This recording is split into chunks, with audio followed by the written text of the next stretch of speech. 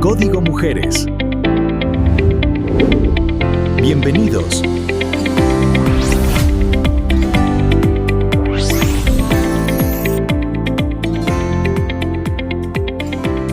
Hola, ¿qué tal, amigas y amigos? Ya estamos con ustedes en un episodio de Sin Tacones ni Miedo y estamos hoy, de blanco y negro. No sé por qué coincidimos todas en esta mesa de blanco y negro. Pero el tema es más de colores, porque hay una diversidad en nuestra comunidad, en nuestra humanidad, en el que necesitamos entendernos, conocer nuestros diferentes matices, y por eso hoy la invitada, tendrán ustedes que escucharla porque tiene mucha información que darnos acerca de algunos trastornos mentales. No les voy a hablar más, pero antes de saludar a mi mesa, quiero agradecer la participación de Salvia Camarillo. Hace unos días le entregamos finalmente el kit de jabones artesanales de nuestra patrocinadora también de Sin Tacones ni Miedo, Naturabel. Y estamos muy contentas porque siguen las amigas de esta comunidad de Sin Tacones ni Miedo y de Código Mujeres participando con nosotras. Le mandamos un abrazo y muchas felicitaciones a nuestra reciente ganadora. Y ahora sí, voy a saludar a nuestra mesa y voy a comenzar con nuestra amiga Azucena Alavés. Hola, ¿qué tal? Muy buenas tardes. De verdad, qué gusto que nos estén acompañando nuevamente en Sin Tacones ni Miedo.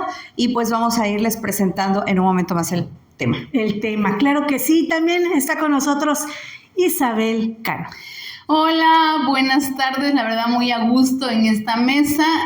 Vamos a tener una gran charla, una gran plática profunda, sobre todo con muchísima profundidad, para que vayamos conociendo, ¿no?, como bien lo dijo Gina, los matices, ¿no?, de personalidad, ¿no?, de nuestros niños, de nuestros jóvenes, de nuestros adultos. Y tenemos a una experta para hablar del tema, porque como aquí en Sin Tacones ni Miedo siempre tenemos gente preparada con capacidad suficiente para poder platicar a profundidad.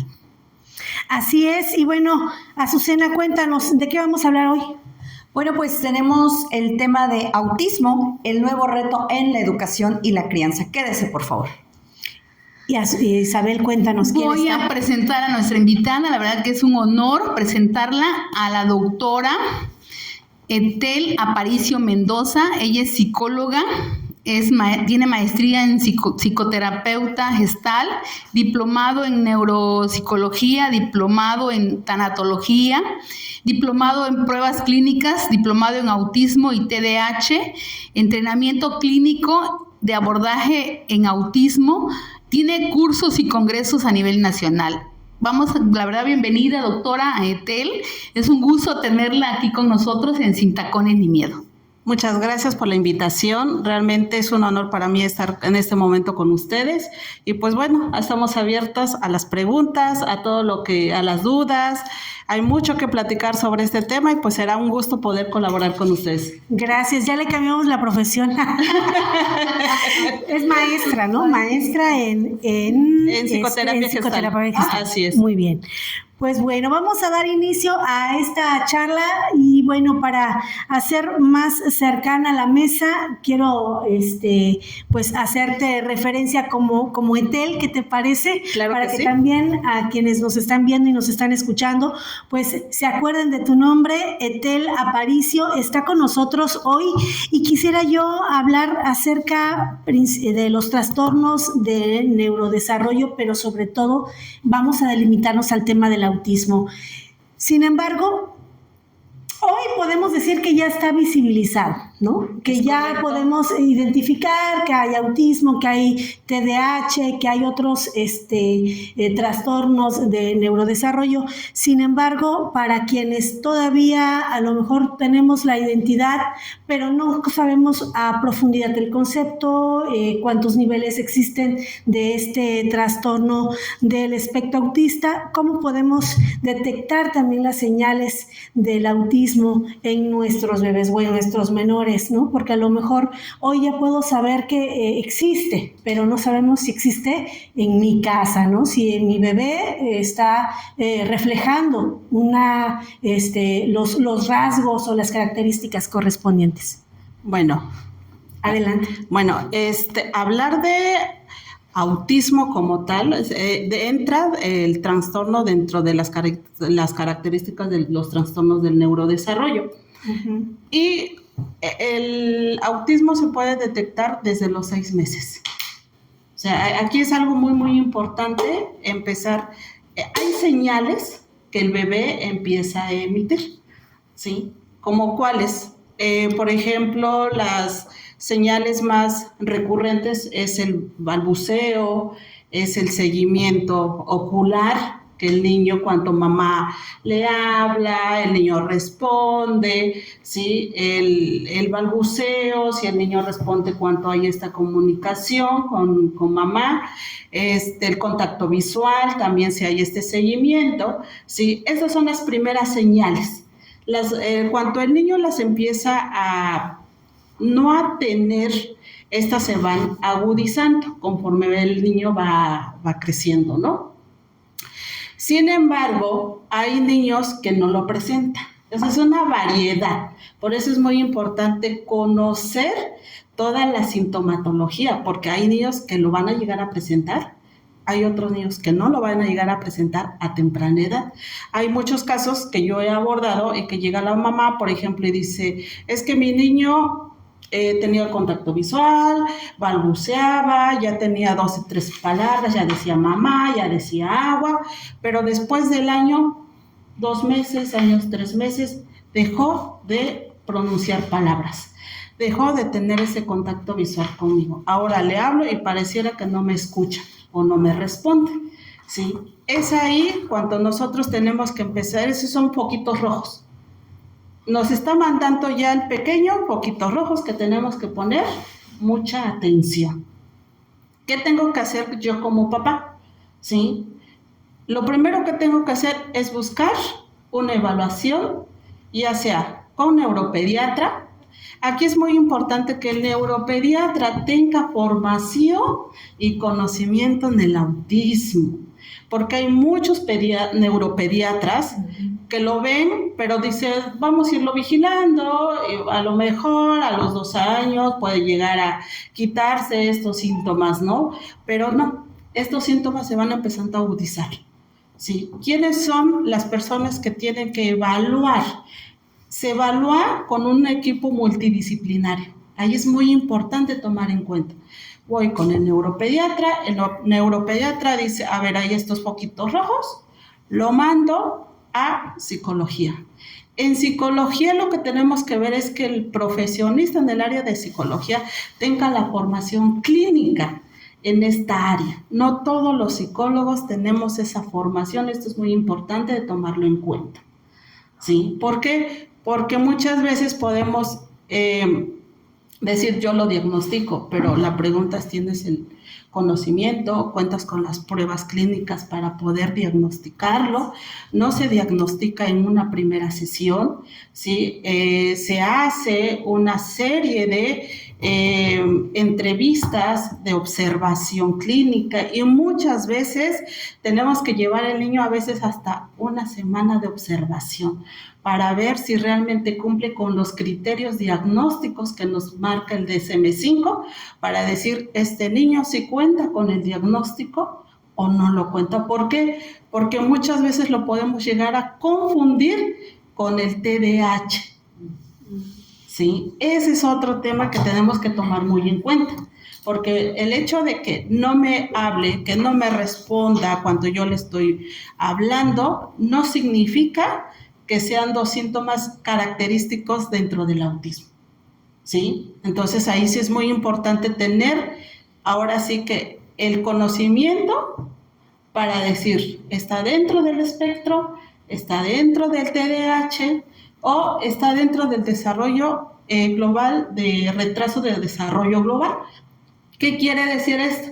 Que es un niño que tenemos que darle la oportunidad de ir desarrollándose y ver qué nos puede dar hasta los 5 o 6 años.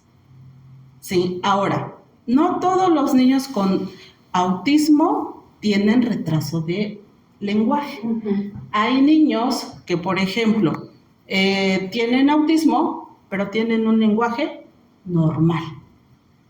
Hay otros niños que tienen autismo, pero no son niños no verbales.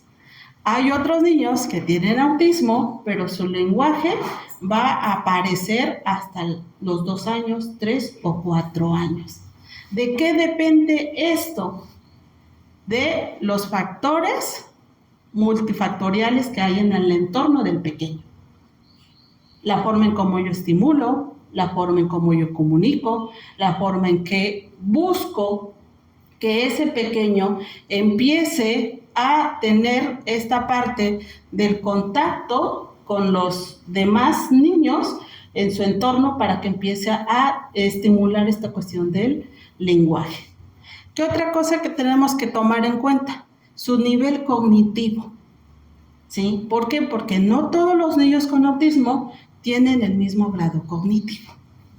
¿Sí? Y eso es algo que también tenemos que evaluar cuando hacemos un diagnóstico. Tenemos que evaluar también su área de desarrollo motor fino y motor grueso. Son estas áreas que también tenemos que empezar a trabajar con ellos. El área también social, porque son de estas áreas con las que podemos ir marcando poquitos rojos y decir por qué mi niño se aísla, por qué no quiere interactuar con los demás pequeños, ¿sí? Entonces son áreas que tenemos que ir midiendo. Entonces, el tema del ruido también, ¿no? Sí, aquí hay un área dentro del autismo que se llama área sensorial. El área sensorial, cuando el niño presenta hipersensibilidad, son niños que van a tener dificultades en los ruidos, en lo que comúnmente a veces dicen los papás, ¿no? Es que mi niño escucha la licuadora y se tapa los oídos, o escucha que pasa el gas y se tapa los oídos, o ciertos sonidos no los tolera. Ese niño, estamos hablando, que tiene una dificultad en su área sensorial. No necesariamente tiene que ver con el autismo, porque hay niños que no tienen autismo, pero sí llegan a tener este problema de sensibilidad auditiva o en otras áreas. Tenemos que entender que cuando hablamos de sensibilidad o hipersensibilidad, estamos hablando de nuestros 5 sentidos, lo que es el oído, lo que huelo, lo que como, lo que toco. Sí, y lo que veo, ¿no? Que hay que ir descartando con un especialista. Por ejemplo, al hablar del oído, pues estamos hablando de un otoneurólogo, etcétera. Yo me quedo con esta parte que comenta psicoterapeuta, que es un diagnóstico multidisciplinario. Correcto. Porque hoy en día, y lo comentábamos antes de entrar a cámaras, de una forma sumamente irresponsable y prácticamente por tendencia, los papás, la vecina, la tía, estamos diagnosticando a los niños. Es porque por muchas veces hasta ni siquiera pronunciamos correctamente, ¿no? Pero entonces decimos de repente, es hiperactivo, porque el niño es un niño normal, que juega, que brinca, como nosotros jugábamos, brincábamos, nos caíamos, nos aventábamos, jugábamos encantados, la resortera, etcétera, ¿no? A lo mejor ahorita no hay toda esa estimulación y los niños son más inquietos o se ven más entre 4 paredes, ¿no? Pero me quedo con esto y ojalá este mensaje sí me encantaría que le quedara muy claro a todas las personas que nos siguen. Es un diagnóstico responsable que debe ser por un equipo de especialistas multidisciplinario. O sea, no lo va a diagnosticar solamente a lo mejor el psicólogo, no lo va a diagnosticar a lo mejor el médico, o sea, es descartar ahora sí. Es ir descartando de manera responsable. Claro. Pero bueno, Etel, el título de hoy nos habla de un nuevo reto, de ¿por qué en este 2026 el autismo sigue siendo un desafío para la educación en nuestro país y para las familias? Ya se visibilizó, pero aún es un desafío. Muy grande. Realmente es un desafío muy grande. Primero, porque hay un término que se llama inclusión, que comúnmente lo escuchamos. ¿no? Yo más que inclusión, yo le daría el nombre de igualdad. O sea, ¿por qué inclusión? No, porque no son fenómenos nuestros niños. Claro. Sí, porque sí igualdad, porque tienen las mismas oportunidades que cualquier otro niño. Lamentablemente, a nivel nacional, porque no nada más es local, es a nivel nacional, no se encuentra todavía o no se ha invertido en esta cultura de la igualdad de oportunidades, de cómo insertar a nuestros pequeños con una condición a las escuelas, ¿sí?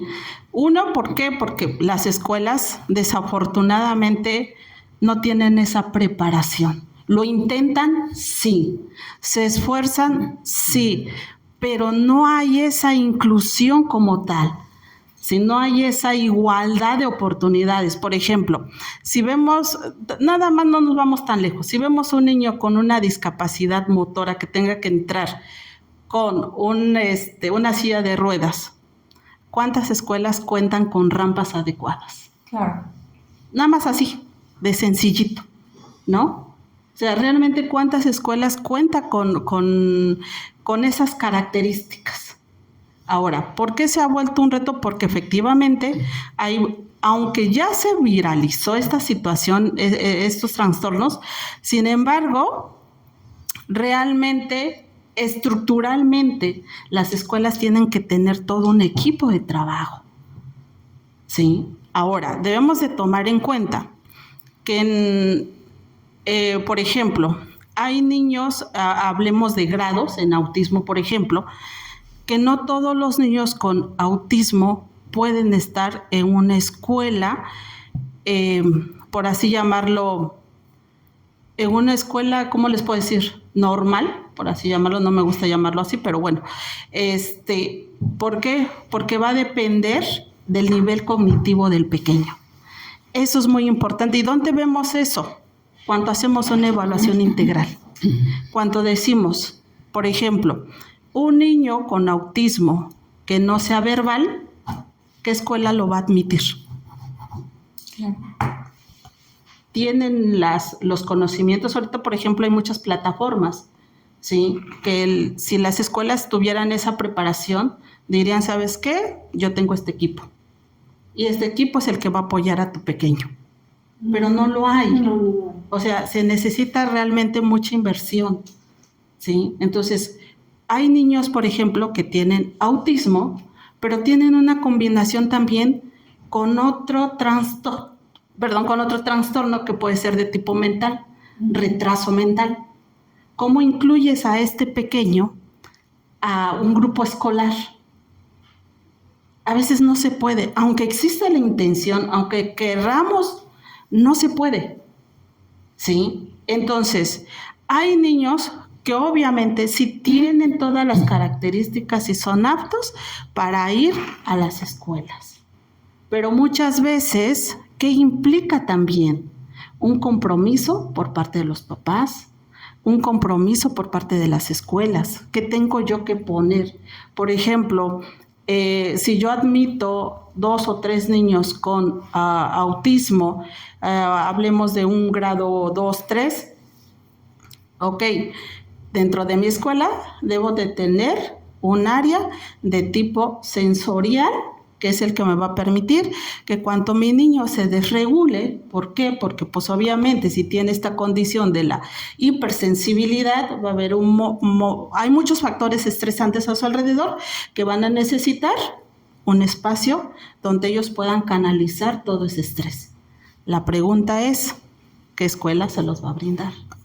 Y además de estar hablando de quién va a tener el equipo y una infraestructura adecuada o recomendable, hablamos también del docente. Ese es otro tema. O sea, el punto clave, desde mi consideración, es el docente. ¿Qué tanto está inmerso en los trastornos del neurodesarrollo? Y eso implica que tanto estoy preparado para estar en un grupo que, aunque la escuela tenga las políticas de inclusión, voy a poder tratar a tener 5 horas. ¿Cuántas horas duran las clases? 5 horas, 4 horas, 6 horas diariamente a un niño que se sale de la norma o de lo común, ¿no? De lo ordinario.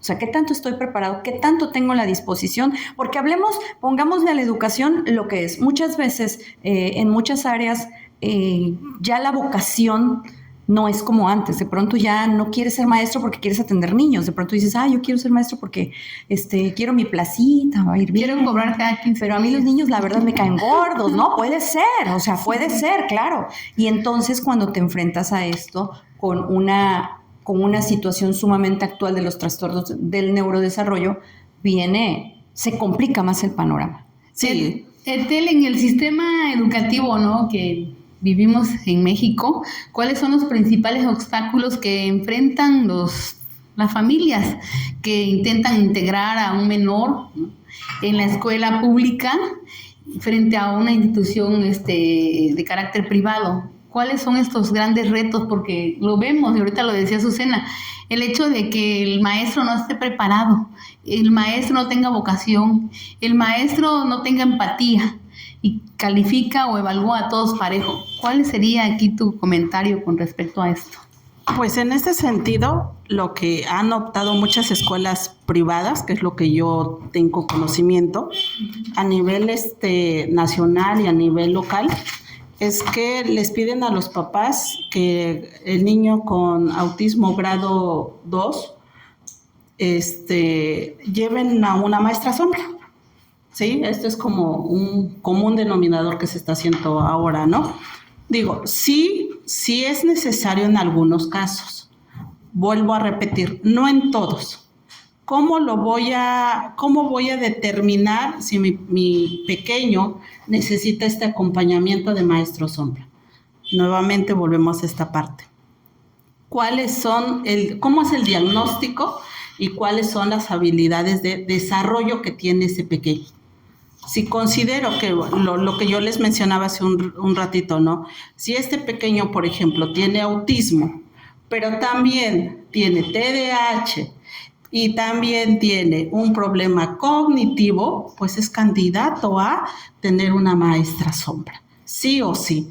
¿Por qué? Porque la maestra del grupo va a ser imposible que lo atienda. Además, si hablamos de una escuela ¿Con 40 alumnos? Con 40 alumnos. Sí. O 45. O una escuela de 20, nada más de 15 niños. Sí, ya no se puede. O sea, es titánico para la maestra. O sea, no se va a poder.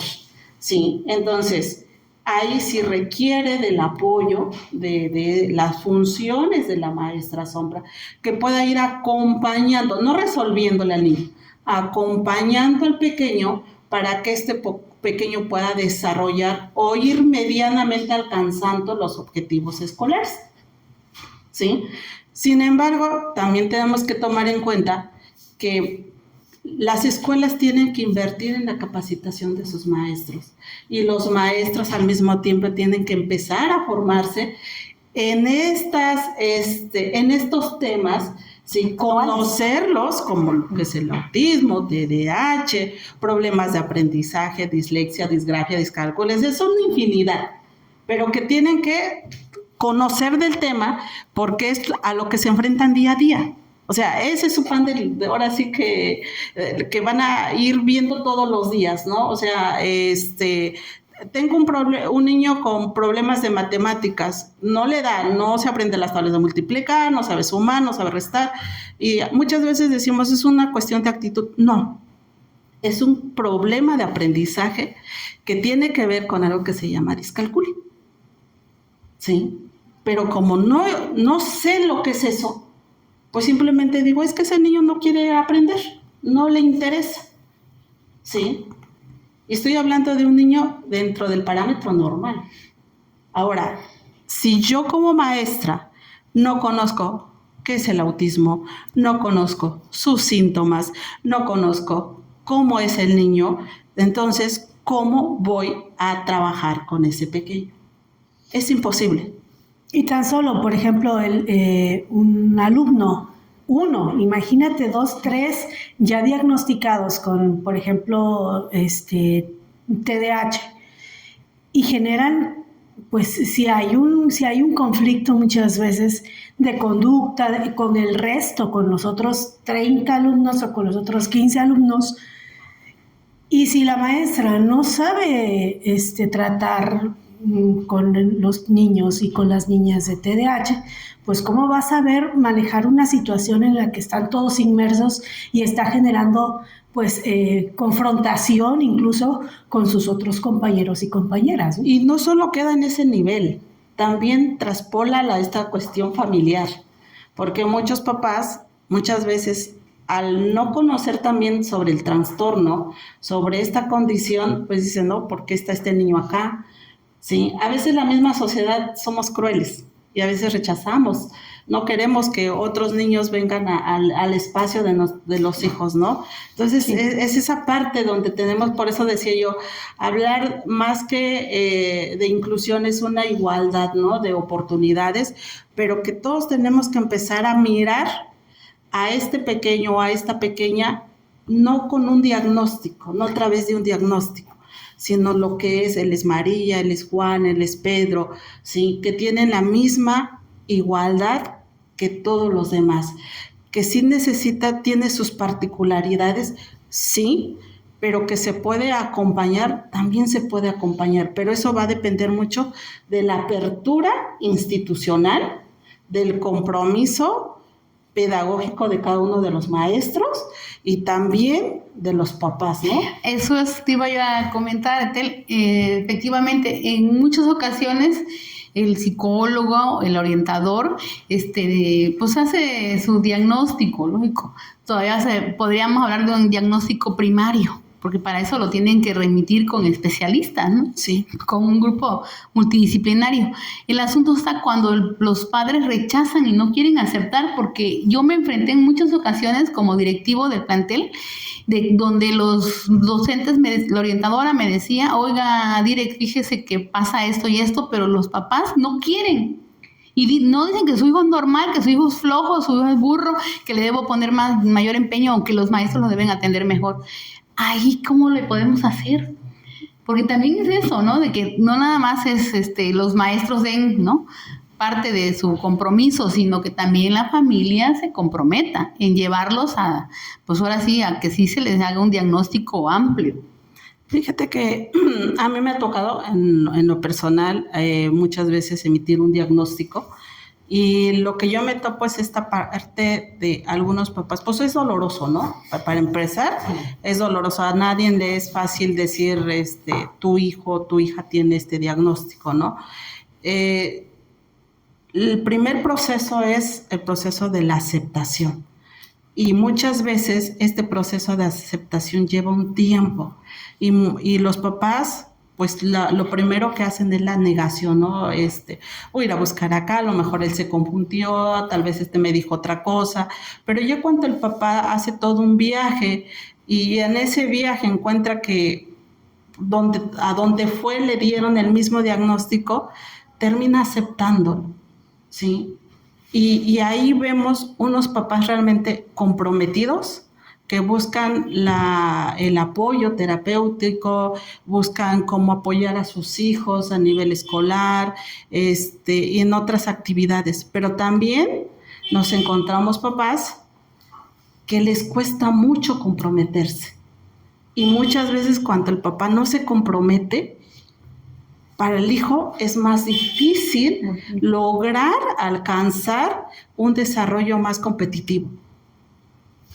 Me voy a salir un poquito de esto, retomando lo que estás comentando. Efectivamente hay, creo yo, 3 escenarios. El escenario del niño diagnosticado, que es el que ocupa la estadística, el que ha visibilizado estos trastornos del neurodesarrollo.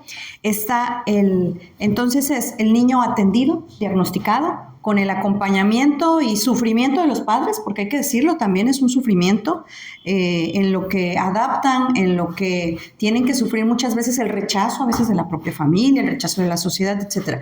Tenemos el segundo escenario del niño cuyos padres viven en negación. O sea, ya el maestro me hizo la observación y lo que comentaba Isabel es muy cierto. Hay maestros que por su amplia experiencia dicen, este niño tiene algo porque se sale de la norma, va más allá del niño travieso, va más allá del niño que platica durante toda la clase, va más allá del niño que pierde las cosas, tiene algo, papá, mamá, algo está pasando con su niño, se niegan y obviamente no lo atienden. Y tenemos el tercer escenario, diría yo, que es el papá que es notificado y hace a la vieja usanza, la letra con sangre entra. Así se educaban todos y así es ahora. Lo he visto, lo hemos visto de algún modo. ¿Cuál es el escenario para el futuro de estos niños con autismo en estas tres,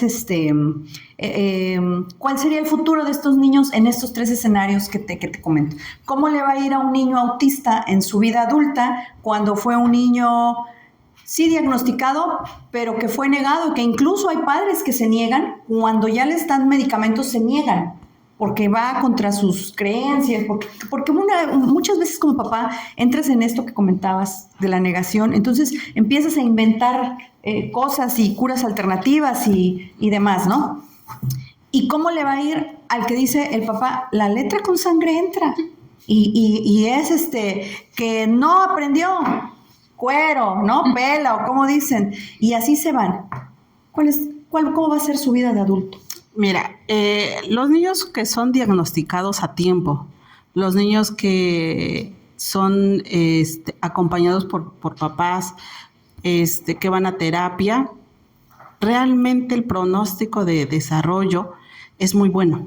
O sea, podemos tener niños que cuando tienen todo este acompañamiento, terapéutico, farmacológico, y escolar, son niños que tienen un buen pronóstico para ir avanzando a nivel escolar, pero también a nivel social.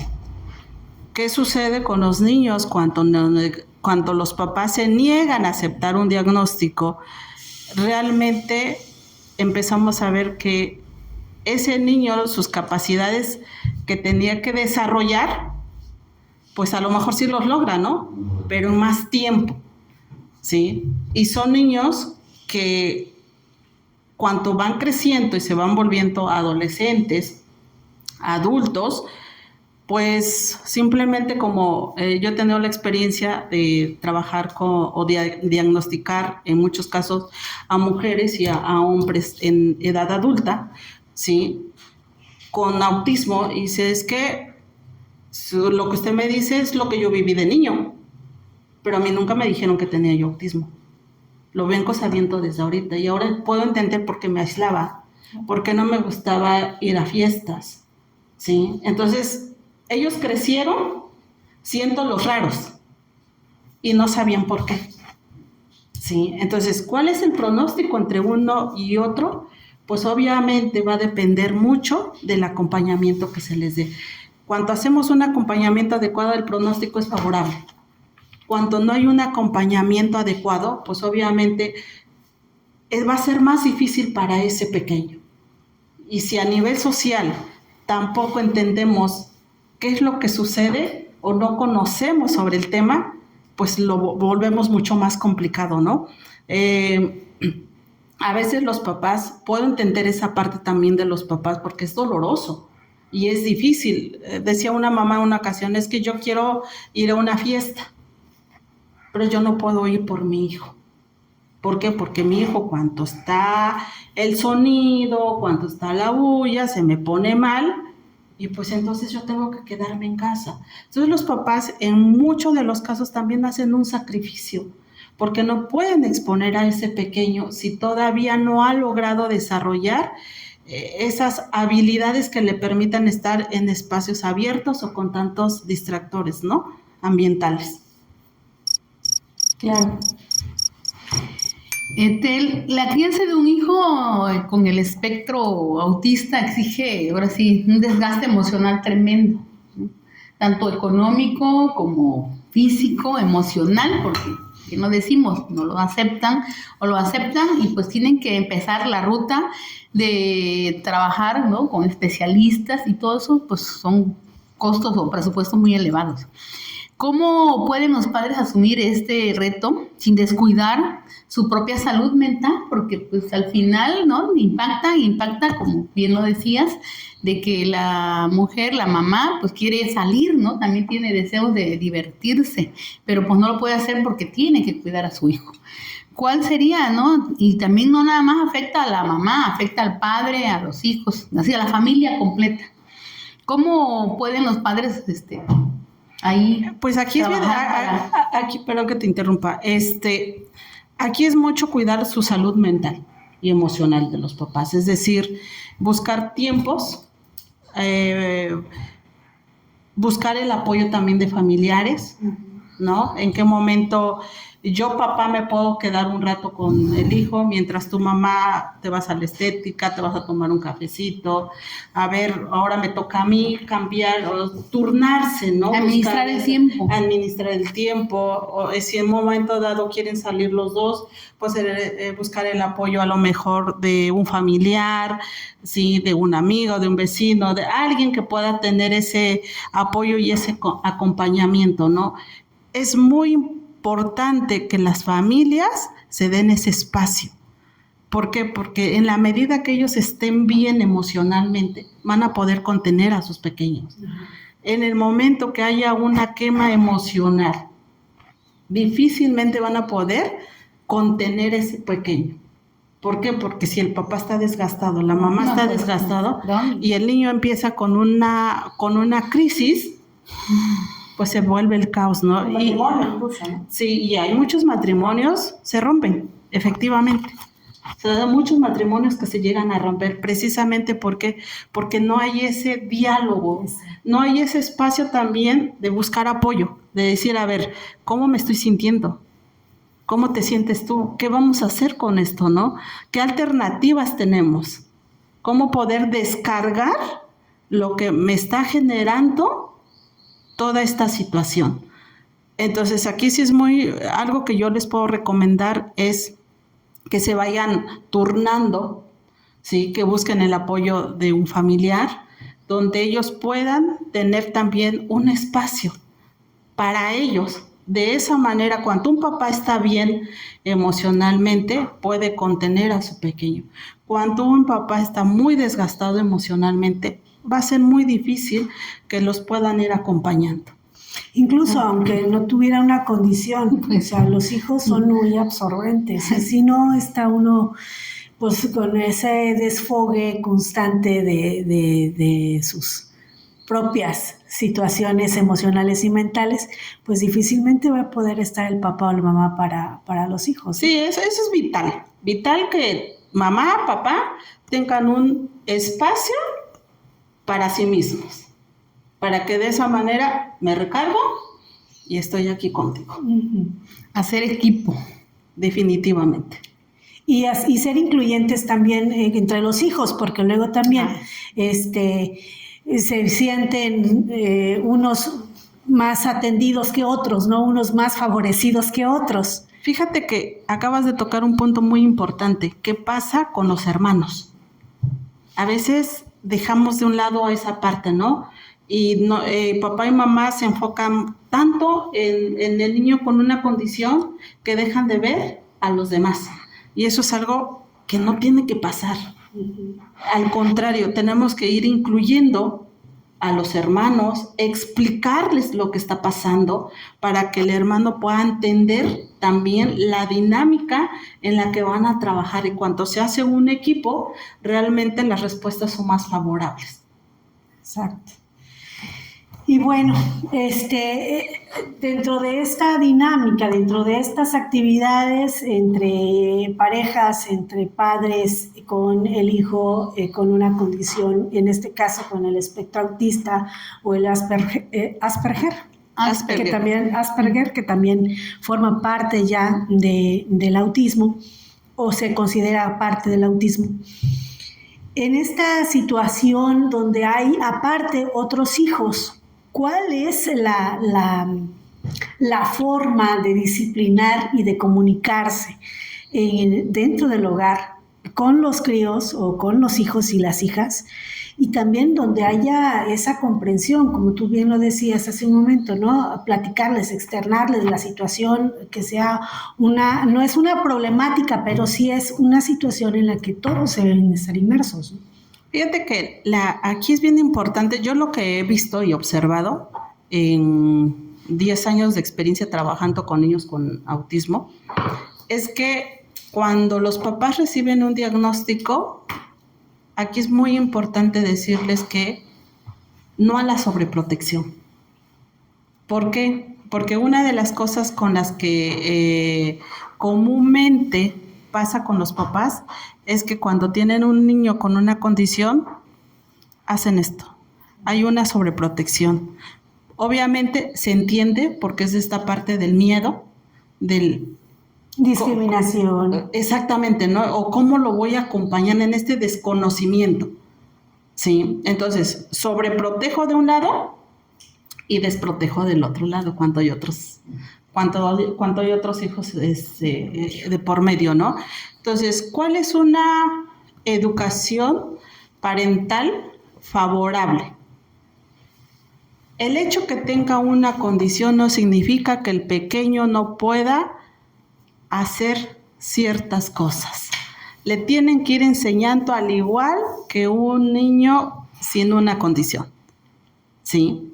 Es decir, voy a tratarlos por igual, ¿sí? Voy a poner límites por igual. Si tengo que poner una sanción, pues lo tengo que hacer de igual manera, ¿sí? ¿Para qué? Para que este pequeño pueda estar en la misma dinámica y que este pequeño pueda decir, bueno, pues es que, fíjense que algo que yo puedo observar es que el hecho de que tengan una condición no quiere decir que no entiendan, ¿eh? Eso. No, o sea, son realistas. Hasta son más inteligentes que No, de verdad, vueltas. sí, o sea, la verdad es que el niño cuando hace una travesura, tal vez se queda bien todo más, así como, ¿me vas a regañar o me vas a sobreproteger o qué vas a hacer, no? O sea, el hecho de que tengan una condición, lo que hemos observado es que no tiene absolutamente nada que ver con que no me dé yo cuenta de lo que hice. Con que no te tenga yo medida. Exactamente. Entonces, una forma de poder acompañar a estos pequeños también es poniéndoles límites. Claro. O sea, educar desde el amor no significa la sobreprotección, porque la sobreprotección también es una forma de maltrato. Pues sí, Qué al final le va a hacer daño, ¿no? Porque es verdad, me quedé no nos damos cuenta, pero es verdad. Con esto, ¿no? Una forma de maltrato porque a lo mejor dices, no va a jugar con esos niños porque le pueden hacer algo y lo vas aislando. Pero al final, como lo estás sobreprotegiendo, luego va a tener que enfrentar la vida y la vida es dura. Sí, porque no estamos eternos. No, y hay una parte, cuando yo hablo de maltrato, ¿por qué es un maltrato? Porque ¿qué le estoy diciendo? Tú no puedes, mejor te lo hago yo. Que además el ser humano, no, ¿en serio? Tenemos los días contados en la tierra y de pronto hijos con trastornos o sin trastornos muchas veces olvidamos hacerlos personas funcionales para el día en el que ellos tengan que tomar las riendas de su vida, que bueno, la sabiduría dice o se espera que sea cuando uno todavía está con vida, que ellos emprendan vuelo, agarren camino y demás, ¿no? Pero... ¿Y si no? Exacto. ¿Y si no? Pero bueno, hay también los papás de niños con algún tipo de trastorno, hablamos ahorita de autismo, en el fondo, lo acepten o no lo acepten, tienen miedo a ser juzgados. Es feo ver cómo juzgan a tus hijos, porque los adultos tenemos muchos matices, ¿no? Somos malillos en algunos casos, y de pronto vemos al niño y nos ponemos al nivel del niño. Y entonces decimos, no hombre, fuera mi hijo ya le hubiera yo dado 3 chanclazos, ya se hubiera parado el chamaco tal por cual. Lo dice la gente. Si son adolescentes, peor tantito, ¿no? Son niños o más crueles los niños. Entonces, es una presión muy fuerte sobre el cómo deben de comportarse los niños, los adolescentes, cómo podemos romper con las expectativas sociales que existen y crear sin miedo al juicio de los demás. ¿Cómo crear sin miedo? Que te valga. Literalmente. Ah, bueno. ¿No? Ya lo dijo la Aquí psicoterapeuta. está, diplomada, 8 veces diplomada, maestra. No, yo lo escuché de una profesional. Aquí lo más importante, la sociedad siempre es una creencia también, fíjense, porque a veces sucede más en la cabeza de uno que lo que realmente está sucediendo a nivel social. O sea, tú vas con tu niño, te está haciendo un berrinche, se tiró, está dando de pataletas y tú estás así con él.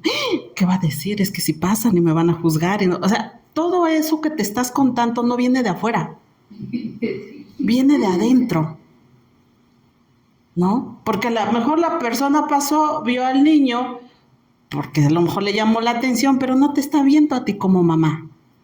Pero hacemos un juicio desde nuestras propias creencias, no desde lo que realmente está sucediendo. A mí me pasó hace muchos años con mi niña, estaba yo aquí en plaza precisamente, y ella se tira porque metió una moneda y no salió la pelotita que ella quería, ¿no? Y empieza a hacer un berrinche, yo me senté en la banquita, dije, bueno, pues aquí te voy a esperar, ¿no? Y sí, pasaba la gente, veía y todo. Entonces ella se levanta y me dice, ya no vas a meter otra moneda. Le digo, no, mi amor, ya no. Entonces me llevo la que no me gustó, sí te vas a tener que llevar la que no te gustó. ¿Por qué? Porque parte del crecimiento cerebral es la frustración. Así es. Y ese niño se tiene que frustrar porque es algo que le va a ayudar en su desarrollo. Entonces, ¿yo cómo me contengo? Desde empezar a callar mis diálogos internos. ¿Qué me estoy diciendo en ese momento yo? ¿Sí? No es lo que está haciendo mi hijo, es lo que yo me cuento con lo que estoy viendo y lo que yo me estoy contando yo. Porque el niño va a hacer su berrinche, el niño está manifestando lo que él siente, esa necesidad que tiene. Pues como no puede decir, mamá, me estoy desregulando porque fíjate que me frustré porque no salió la pelotita, ¿no? No lo va a hacer porque todavía no Ni tiene... los adultos. Si nosotros como adultos no lo hacemos, imagínense un niño, ¿no? Qué padre fuera que hicieran eso. Desregulado y no se regulado. Tolérenme. Me tienen que aguantar. Llegué desregulado por el calor. No, pero, a ver, pero digo, sí es cierto, la ansiedad, ¿no? Y de pronto la introspección que uno trae sus demonios, pero también la gente es malilla. No, o sea, sí. digo, también la sociedad sí colabora con la Sí causa, señala, pues, sí sí señala, juzga. sí juzga. No, te juzga, Es como el cuentito. Pero no solo te juzga, ahora te suben a la red y te exhiben, ¿no? Te dan un quemón que nadie quiere. Pero aparte de eso, que hacen muchas veces su juicio, dictaminan, dicen y ya en su cabeza eso fue lo que pasó. No, o sea, se te acerca de pronto una mamá y ay, es que ni siquiera te deja hablar. Ay, es que tu niño ha de tener no sé, ha de tener autismo, mira, por eso se tira, no tolera el ruido. Bueno, solita hizo un monólogo, se retiró, juzgó. Y resulta que a lo mejor el niño iba con fiebre o no sé, otra cosa, ¿no? O solo un berrinche. O era solo un berrinche, nada más que a lo mejor era un niño que de por sí son sus berrinches, que es hijo único, no sé, miles de cosas. No es berrinche, es desregulamiento. Pero al final del De día, sus emociones. como sociedad, nos encanta andar juzgando y nos encanta andarnos metiendo donde nadie nos llama. Y andar, ves pasar por ejemplo, no sé, aquí tenemos un camarógrafo, ¿no? Entonces de pronto alguna de nosotras puede caminar con el camarógrafo, ¿no? Y de repente, yo lo vi que iba con ella. Mira. Seguro. Y creo que le fuimos a comprar la coca a la mujer que se nos andaba desmayando, por ejemplo. Pero acá ya emitimos el juicio, la novela, el Netflix, el guión y todo, ¿no? O sea, sí, la sociedad. Entonces, de pronto, como papá, a lo mejor sí tienes miedo a que te señalen. El miedo, ¿qué es el miedo? ¿Y por qué le tengo miedo a que me señalen? Porque vuelvo nuevamente a esta parte, ¿no? ¿Qué me estoy contando yo? Porque digo, el otro puede venir, decirte lo que está mal de tu hijo, pero ¿qué tanto vas a permitir que eso que llegó, tú lo tomes y te lo pongas? O simplemente le dices, gracias por tu comentario, pero no me funciona. Claro. Sí, porque en la medida en que tú le abres la puerta a eso, entonces, ¿quién se está llevando el peor daño? Claro.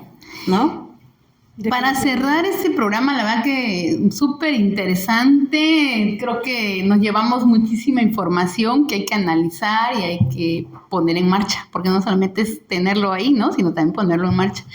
Psicóloga, ¿cuál es el primer paso que deben hoy los padres hacer o dar, junto igual también los maestros que nos escuchan en Sin Tacones ni Miedo, para poder, ¿no? El abordaje del autismo como un problema, no verlo como un problema, sino empezar a verlo como un reto de aprendizaje. Porque pues mucha gente dice, es que es un problema, ¿cómo lo atendemos? Tanto los padres, digo, como los maestros, que no lo veamos como tal, ¿no? Sino lo veamos como un reto de cómo vamos a mejorar el aprendizaje de estos humanos, de estas personas que tienen, ¿no? La condición que tengan, pero ahorita estamos hablando del autismo, pero de igual forma de otras condiciones. Pues aquí es ir, uno, preparándose. Es bien importante la preparación. Estudiar. Hoy en día hay muchísima información, hay muchísimos cursos, muchísimos diplomados que tanto los papás como los maestros pueden accesar y empezar, uno, a conocer, porque dicen que la ignorancia es el peor enemigo del hombre. Cuando yo no conozco, pues no sé cómo lo enfrento, ¿no? Cómo lo abordo, cómo lo acompaño. Entonces, uno de los primeros pilares es, me tengo que empezar a preparar, a informar, a conocer. Posteriormente es buscar el apoyo, porque yo como papá sí puedo conocer toda la sintomatología de mi hijo, pero ahora no sé cómo acompañarlo, ¿no? Entonces, para eso existen instituciones donde pueden tener ese acompañamiento, porque sí es bien importante. Cuando al niño se le brinda, ¿sí? Terapias, dependiendo de la necesidad del pequeño, realmente podemos ver una respuesta más positiva. En la escuela, ¿qué se tiene que hacer? De igual manera, los maestros se tienen que preparar, sí o sí. ¿Por qué? Porque efectivamente a partir de que se empezó a dar a conocer lo que es el autismo, hoy en día no es que haya incrementado, no es que haya incrementado las cifras. Sí hay una mayor conocimiento sobre el tema, ¿sí? Por eso es que hoy en día podemos tener más la capacidad de diagnosticar. Tenemos más niños que van a las escuelas. Podemos tener, de hecho, por ejemplo, ¿no? Hace 10 años se decía que de cada 10 niños había uno. Hoy estamos hablando que de cada 10 niños hay 3, ¿no? Entonces, ¿por qué? Porque se ha manifestado más, se ha conocido más, se ha difundido más. Hay más sensibilidad. Entonces, ¿cómo podemos ir haciéndolo? Pues conociendo, darle la igualdad de oportunidades, preparando a los maestros, ¿sí? Cada día buscar estos espacios también de inclusión. En Argentina, fíjense que hay ya negocios donde incluyen a los jóvenes que tienen autismo para un trabajo. Hoy en día, por ejemplo, en Nuevo León se acaba de abrir una escuela donde ya van a poder ir los niños con autismo. Entonces, a nivel nacional también se están aperturando centros donde también van a ir acompañando a estos pequeños, ¿no? Nosotros tenemos, yo tengo un centro que se llama Centro Gestal, también atendemos a niños con autismo, TDAH, lenguaje. Entonces vamos acompañando a cada uno de estos pequeños, se trabaja también con los papás. ¿Para qué? Para que vayan teniendo una alternativa de acompañamiento, ¿no? Y que ellos se vayan dando cuenta que no están solos. Que eso es algo bien importante, ¿no? De que puedan decir, tengo una alternativa, cómo me puedo ir acompañando, a qué escuela también puedo irlo incluyendo, ¿sí? Pero ese es un trabajo que nos hace mucho trabajo todavía por hacer, a nivel de sociedad, a nivel escolar.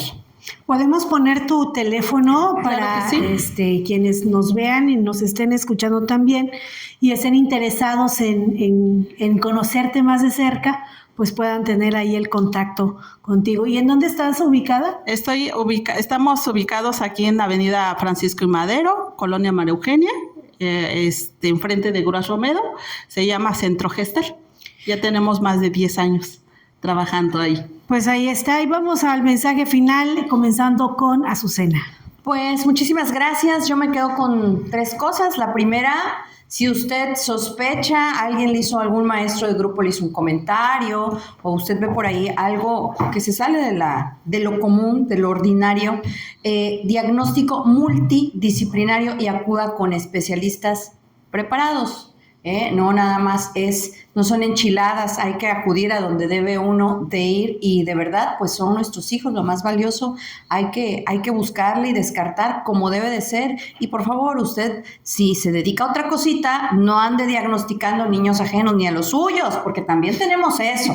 Hay gente que dice, ay, no, es que mi hijo es hiperactivo. No, hombre, es un chamaco travieso como muchos. Entonces, por favor, equipo multidisciplinario, aquí hay una opción. También les diría, me despido pidiéndoles, practiquemos la igualdad y practiquemos la inclusión. No esperen a necesitarla para pedirla. Vamos a tratar de practicarla día a día.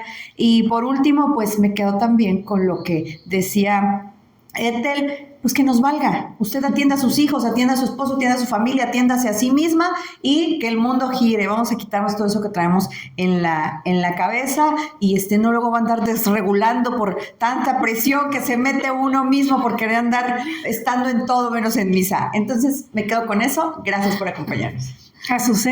Isabel Cano, por favor. Pues la verdad que hoy tuvimos un programón. Gracias, Ethel, porque nos das, la verdad, una información muy amplia y sobre todo que efectivamente cada día la sociedad sea más inclusiva, que logremos conocer más y no solamente opinar por opinar, sino cuando opinemos tengamos contenido, porque yo he dicho, ¿para qué vas a hablar, no? Si no sabes nada, mejor cállate y escucha, y cuando realmente tengas algo que decir, pues dilo. Y pues la verdad que sin tacones y miedos lo que buscamos siempre tener a nuestros invitados a que sean profesionales del área de los temas que tratamos, y hoy la verdad te agradecemos porque estás con nosotros. Yo espero que no sea la primera vez, sino sea la primera de varias, porque temas hay diversos, la verdad, temas hay diversos, y yo espero que nuestros seguidores de Sin Tacones ni Miedo pues no nos cambien, continúen con nosotros, porque los temas cada día son más variados y más interesantes. Así que ya saben, los esperamos como siempre cada lunes a las 7 de la noche. Y bueno, pues por supuesto el mensaje final de nuestra psicoterapeuta Gestalt, Ethel Aparicio Mendoza. Pues muchas gracias antes que nada, y pues bueno, recuerden que un diagnóstico a tiempo puede cambiar la historia de sus pequeños. Y muchas gracias por la invitación. Directa, concisa, concreta. Y bueno, yo también me despido. Muchísimas gracias a todas y a todos. Muchas veces como padres lo primero que pensamos es en la economía. Híjole, no voy a tener dinero para llevarla, híjole, no voy a tener dinero para atenderla o para llevarla a una escuela especial. Yo les pediría, amigas, amigos, hagamos un poquito de lado el tema económico. Primero preguntemos, a lo mejor sí podemos, y si no, el primer acceso, ya lo dijo la psicoterapeuta, es la lectura. Leamos mucho, informémonos, y eso también nos va a dar paz mental y nos va a dar un poquito más de madurez para tomar las decisiones que se tengan que tomar en caso necesario. Ahora sí, que tengan un excelente inicio de semana. Hasta la próxima. Besos. Bye.